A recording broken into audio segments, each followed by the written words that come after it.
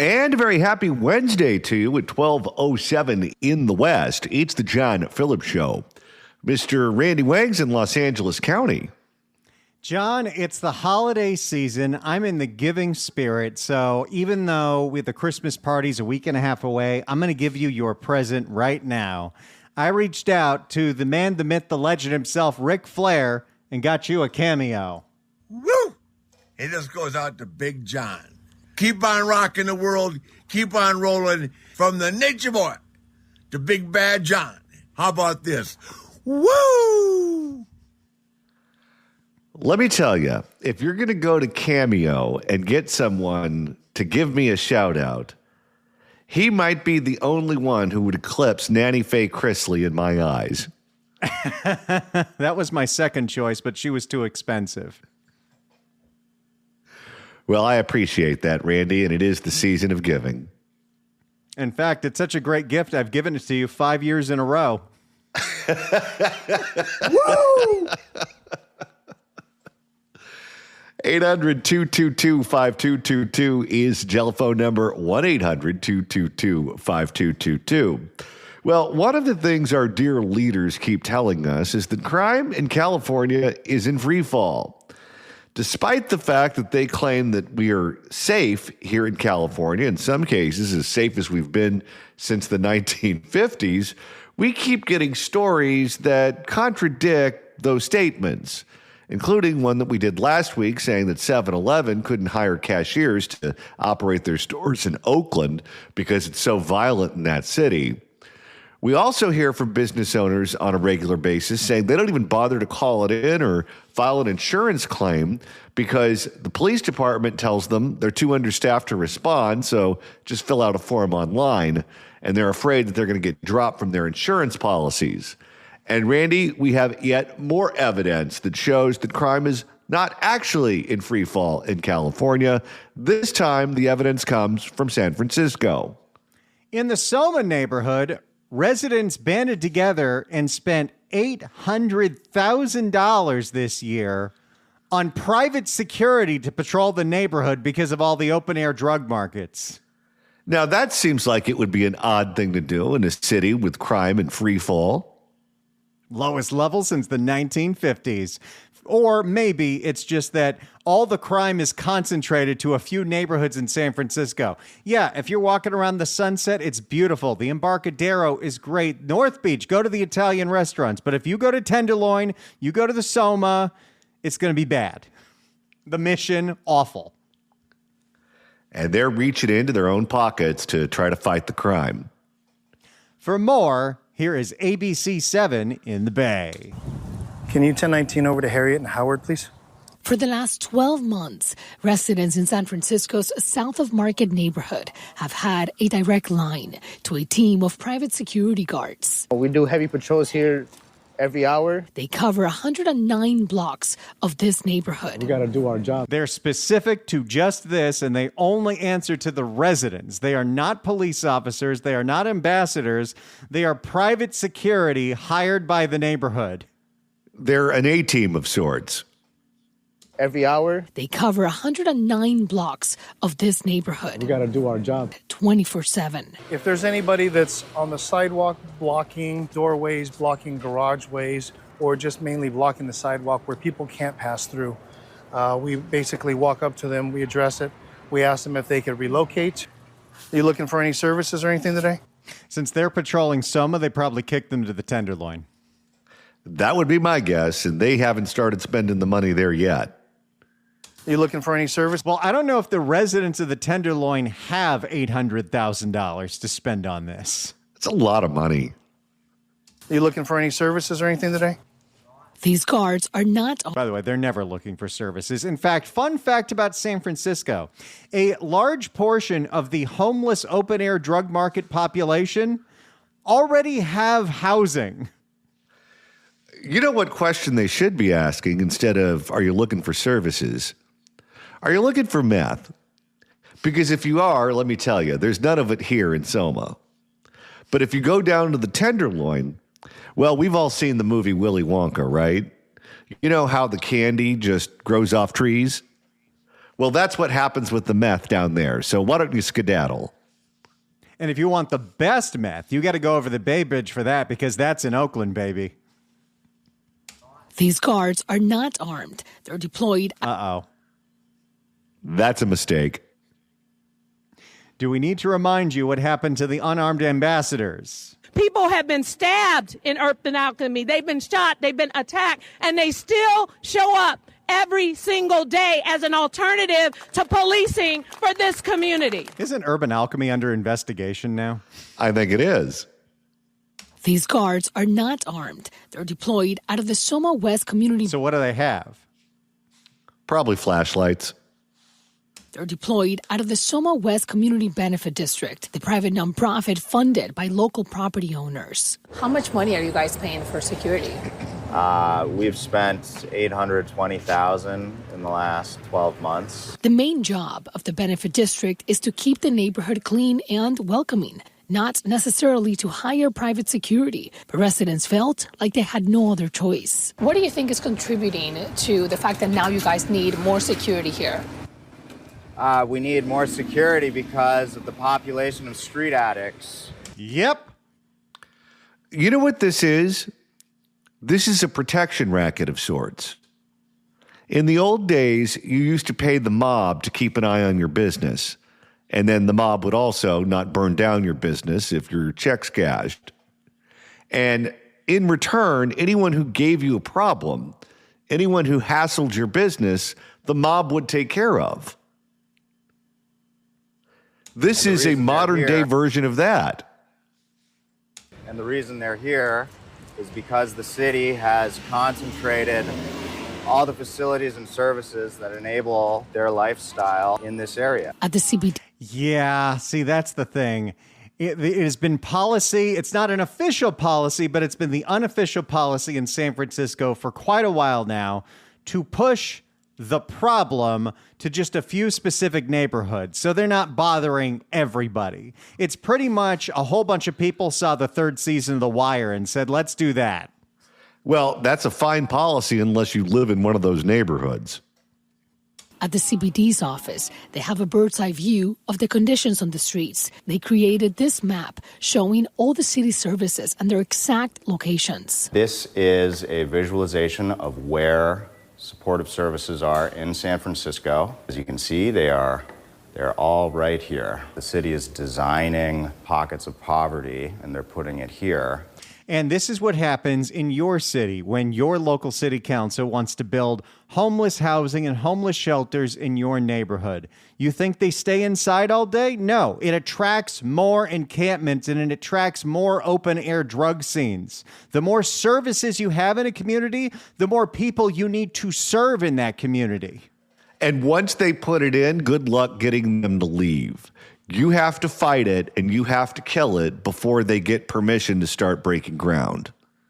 Do you remember it was about 10 years ago when then Los Angeles Mayor Eric Garcetti I received things on both ends. said that he was going to put up bridge home shelters that were temporary in every single district, and we would guarantee that if we built these, we would clean up the land outside. Well, they didn't clean up the land outside, and shocker, they were not temporary. No, that's equity, spreading the misery. I give them the full face. Don't miss you. The residents we spoke to said these guards are needed. This was actually attacked about 4 or 5 times now. This was blowtorched. This was hacksawed. Holy cow! Blowtorched and hacksawed?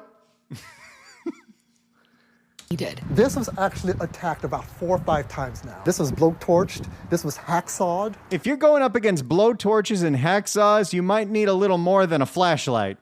That sounds like every video game I used to play in the 1990s at local pizzerias.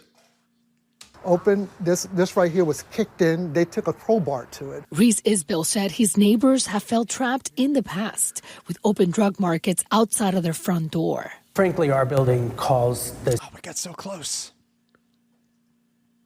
Halfway there. Frankly, our building calls the CBD for safety patrols now instead of the police because we'll get response within a timely manner. We'll get there way quicker than the cops.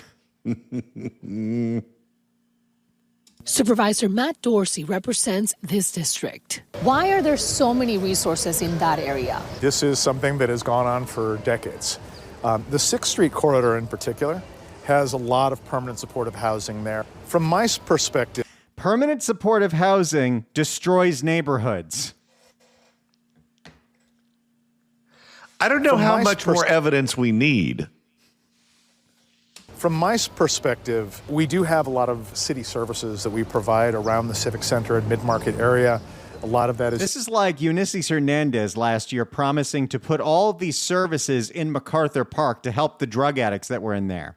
Has the population of drug addicts gone up or down in MacArthur Park? It went way up.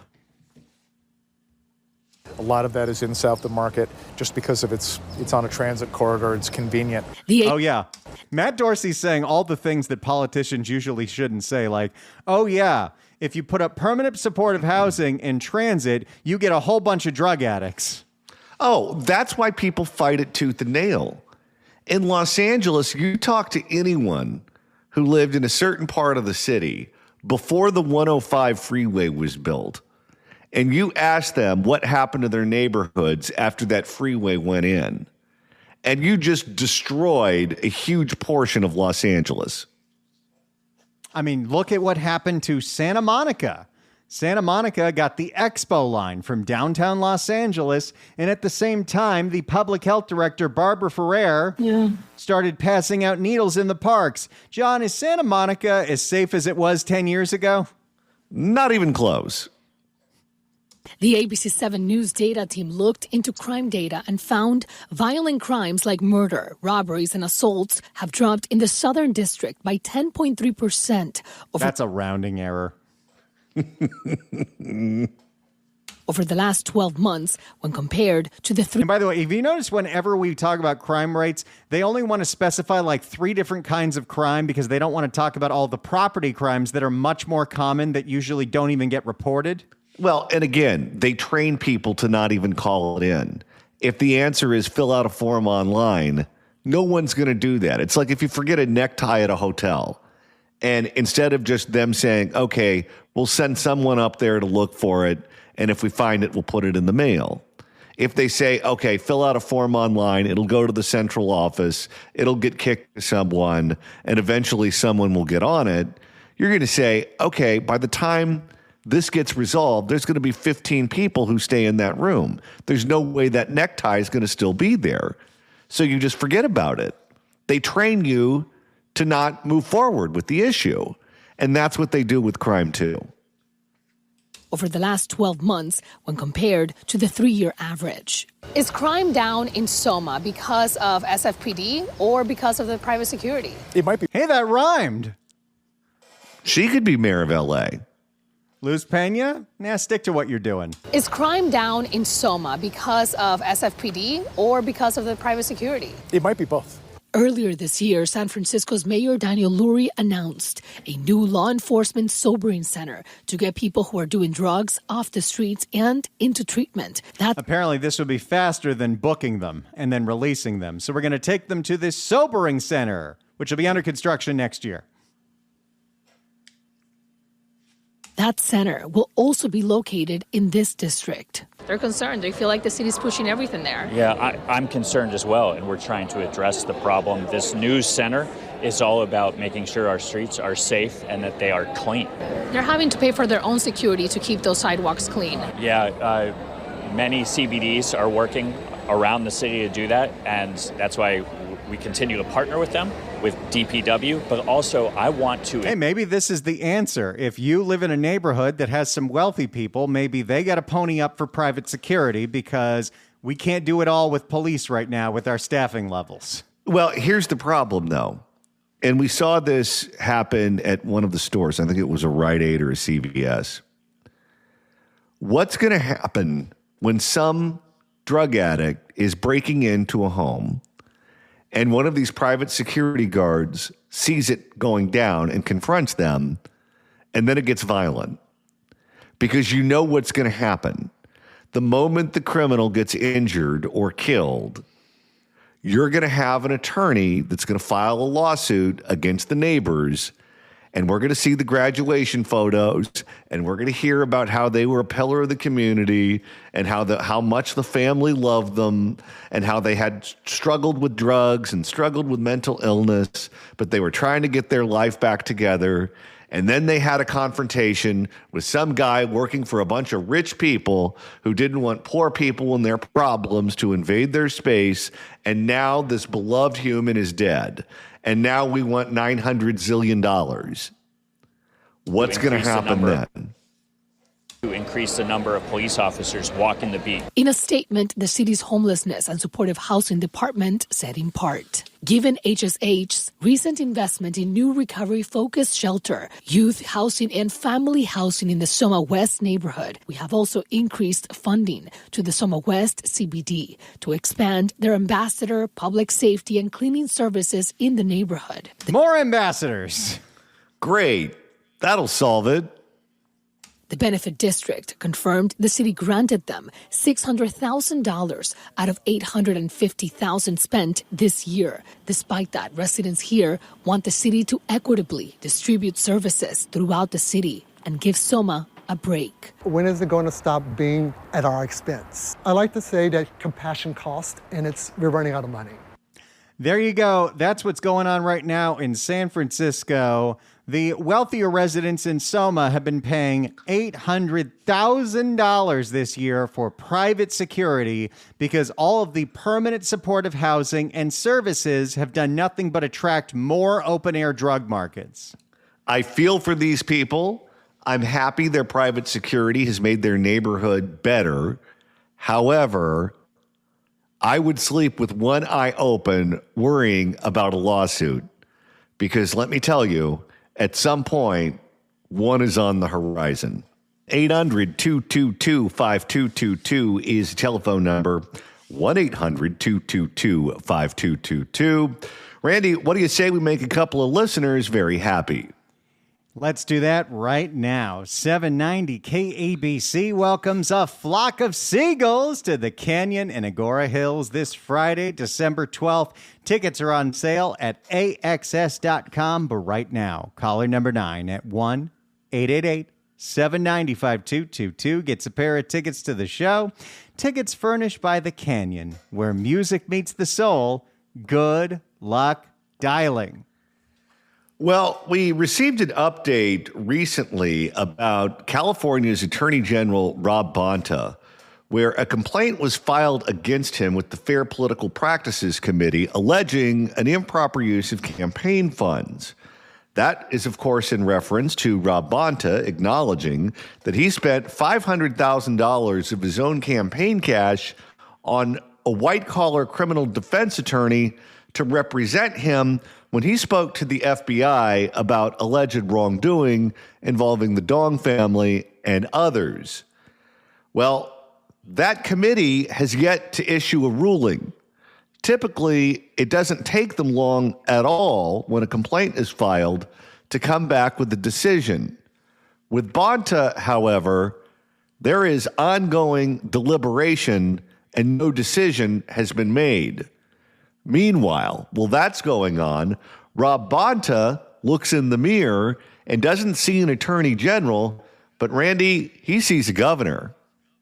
This guy. Every type of leadership is about meeting the moment and rising to the occasion, and this is what's required. And so we're stepping up and getting it done. Let's do a little refresher, shall we? Rob Bonta, up until January of this year, was telling anybody and everybody in his circle and in his donor world that he was going to run for governor of California when Gavin Newsom was termed out in the 2026 election. Then, in January of 2025, this year, our girl, Sheng-Yi Tao, got indicted. Absolutely, absolutely. And days later, Rob Bonta announces that his job as Attorney General is so important and he's got to fight the Trump administration with everything he's got that he does not think that his heart would be in a governor's race. He needs to stick what he's doing. He's running for Attorney General again. And he endorsed Kamala Harris. And then she didn't run. And then he endorsed Alex Padilla. And he didn't run. And now apparently, John, Rob Bonta is talking to those same donors once again and is saying, maybe I should run for governor. He's in, he's out, he's in, he's out. Who knows where he'll be when the music stops?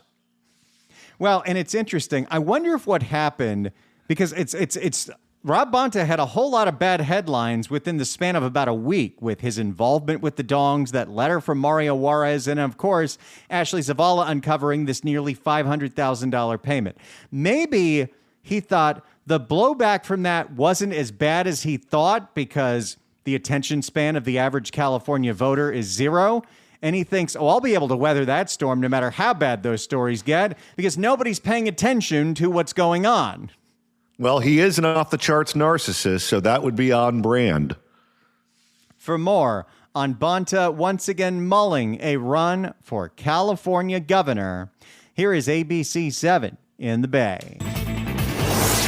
Tonight, Attorney General Rob Bonta is reportedly exploring running for another state office, California governor. He'd be joining a crowded field of people who want to replace Governor Newsom. I'm Amma Dates. And I'm Dan Ashley. Good evening and thanks for joining us. ABC 7 News political reporter Monica Madden is tracking this race for us, which is Monica becoming quite interesting and ever more crowded. Absolutely, Dan. And this would. Oh, well, now we're going to need Monica to get an assist here, aren't we?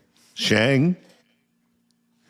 This girl just sits on the sideline. She doesn't really have anything else to do these days, so we just got to give her something when we can. That's what we do for you. Madden is tracking this race for us, which is Monica becoming quite interesting and ever more crowded. Absolutely, Dan. And this would be quite the change considering Attorney General Bonta previously said he was ruling out a run for California's top leadership position. But I guess his job as AG isn't that important. Well, now that he thinks he can win, he had to reconsider. But with the state of play in this race, it appears a bid for the governor could be back on the table. Maybe also he's reconsidering it based on the weak field of candidates that we have in this race. And also his campaign coffers have gotten very full thanks to the tribal casinos and him unilaterally going after card houses and online fantasy sports. You do realize if he gets in, and let's just say he becomes a front runner or someone who looks like they might finish in the money, he's going to be the target for the rest of them. And you know who's going to be all over the dongs and all over him at that point. Can we not say all over the dongs? Katie Porter. As of today, I have not entered the race. California's top lawyer not ruling out a run for the state's top lawmaker. I'm grateful for the very robust and strong encouragement I'm getting from many across California to... Who's calling him and saying, you got to get in this race, Rob?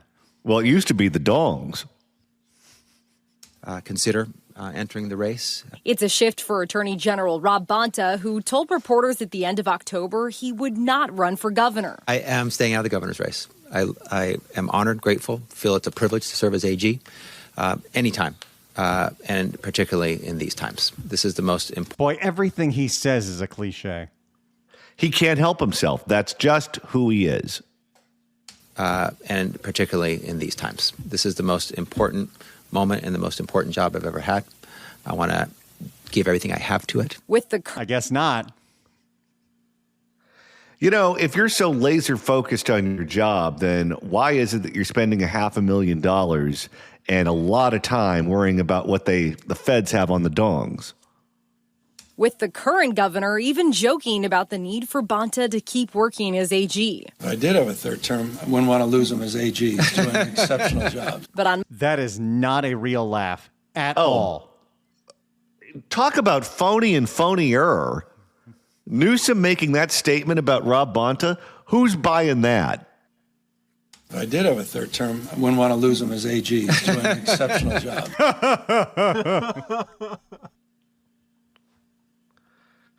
These two are so pathetic. If I did have a third term, I wouldn't want to lose him as AG. He's doing an exceptional job. I'll tell you, that sounded about as authentic as that video he released about his upcoming book. But on Monday, Bonta nodded to the gubernatorial race remaining fairly open. Had two candidates that I was... What, you're telling me that nobody's paying attention to Tom Steyer? Guess not. Had two candidates that I was supporting to run for governor, Kamala Harris and Alex Padilla. Did you say Carmela? I know someone who calls her Carmela. Kamala Harris and Alex Padilla subsequently, and neither of them entered the race. He's been calling around, kind of checking temperature and what people think and getting ideas is what I hear, but, nothing concrete. Political consultant Jim Ross says. Well, and then apparently the story is that Ace Smith and Bear Star Strategies, the people behind the Newsom campaigns, the people behind the Shift Gift, they were looking for a candidate to back in this race because their candidate did not run. And then the next person they picked did not run.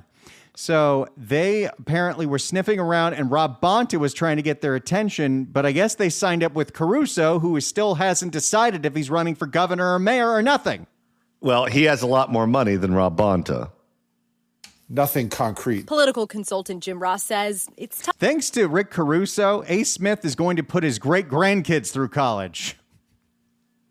He's going to have more kids just because he has more money to put more people through college.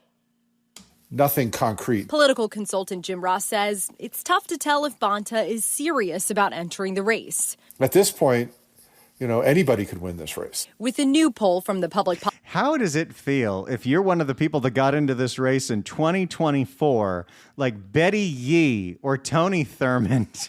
Yeah, anyone can win except those two. With a new poll from the public. Even people with a large federal profile like Javier Baccaria. Nobody's paying attention to him, and every poll has him at 5% or lower. Scrub it.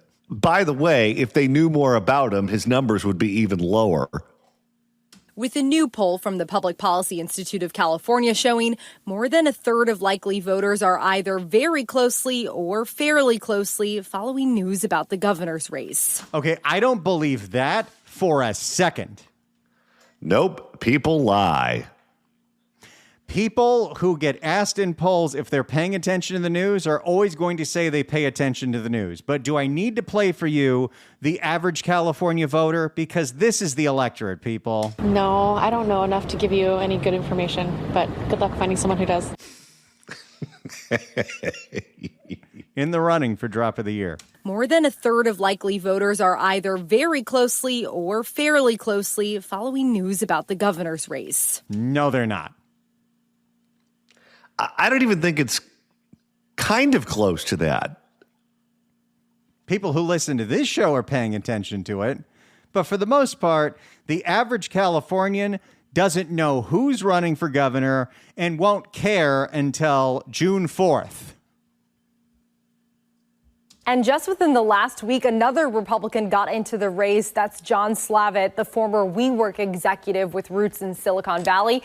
Yeah, that was the big announcement that was going to be on Alex Michelson's show last week. I don't know if that's going to make any kind of applause. I have literally never heard of this guy before.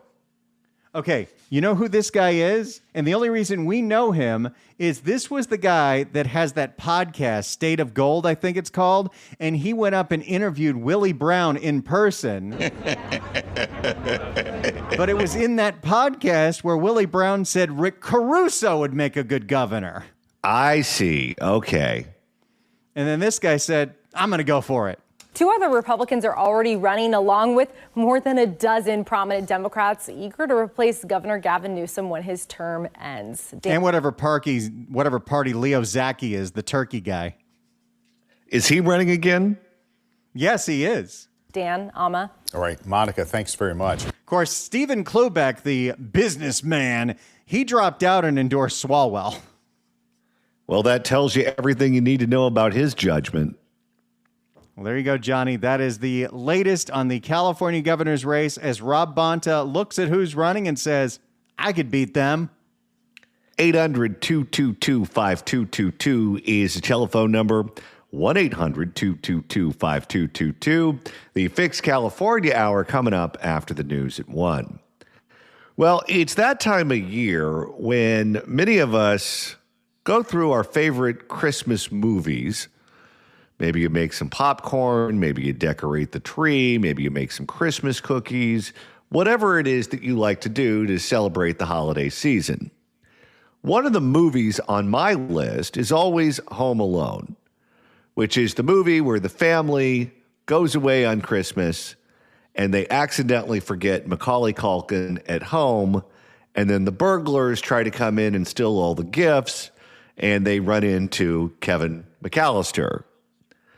To survive, what he does is booby trap up the house, and hilarity ensues. Well, apparently many of you out there try to do the same thing to take care of thieves in your neighborhoods. But Randy, if you get caught booby trapping your house, you might get in trouble, Christmas or not. Here is a warning in San Diego. Don't booby trap your Amazon packages because you're trying to punish porch pirates. Because you're going to be the one who's liable if they get set on fire. It's not like the movie, huh? It is not. There are actual implications for causing that much damage, even to the wet bandits. For more, here is CBS 8 in San Diego. It's the holiday season, time for packages to be delivered, but that also makes it the season for... Although packages get delivered constantly every month of the year at this house. I don't know about you. Yeah, that's how we shop. Also makes it the season for porch pirates, which is why videos like these are trending right now on social media. Porch pirate revenge boxes that explode. And while these may be AI generated and fake, they are giving people No, some of those are real. Oh, yeah. People watch Home Alone and they think, all right, I know what to do for the crime in my neighborhood.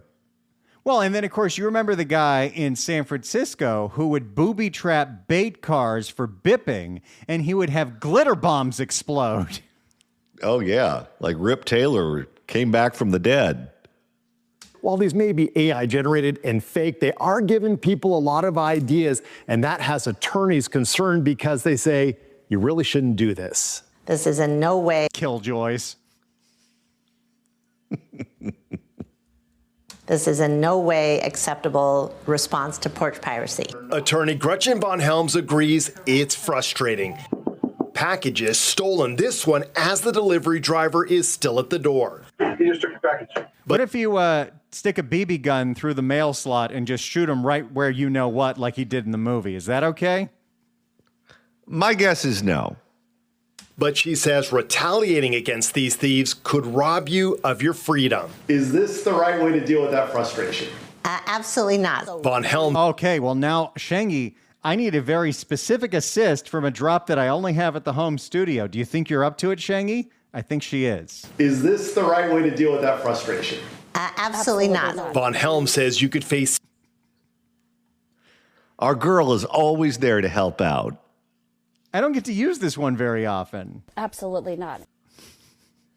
Von Helm says you could face serious criminal charges for putting out a box with the intent to harm someone. If they got blinded by this or something flew in their eye or say you used an explosive and it killed them, then you would be eligible for serving jail time for a crime.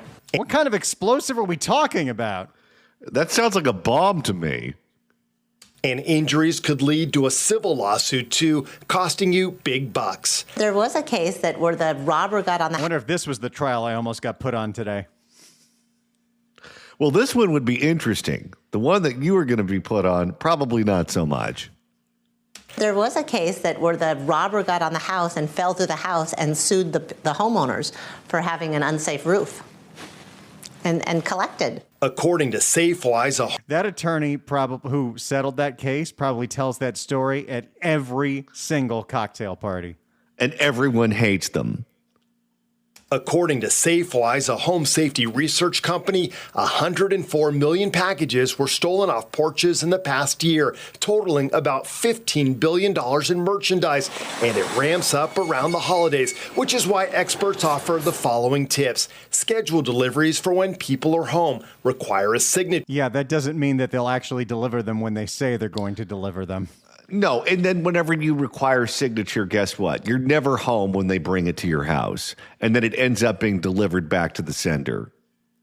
I really miss the COVID days for a lot of reasons, but In the COVID days, when you were getting booze delivered to your house and it required a signature, most of the UPS guys didn't want human contact, so they said, screw it, and they just forged your signature for you and left the booze on your porch, and everyone was happy. Bought a lot of alcohol that year. Require a signature at drop-off or have packages delivered to a pickup location. San Diego police also have another suggestion. If you know a package has been delivered and you're not home, reach out to a neighbor. If you have a neighbor that assumes that you're in good standing with your neighbors. John, would you be able to do that? I don't think I could do that with anyone in my HOA. If you have a neighbor that's willing to help you out, and you could text them or call them and say, hey, I had a package arrive. Would you mind getting that package for me and then keep it until I get home? If you just can't help yourself, On Helm says you could do what this porch pirate victim does. Fill boxes with cigarette butts, fast food wrappers, and used kitty litter. So you can booby trap it, you just can't make it go boom. I think that's the moral of the story. Which may not have the impact of an exploding box, but will definitely still get your point across. Steve Price, CBS 8. There you go. A warning, don't booby trap your packages, unless it's with kitty litter. Boy, I love the Christmas season. All right, we've got 2 more hours coming up on the John Phillips Show. The Fix California hours next. Don't you go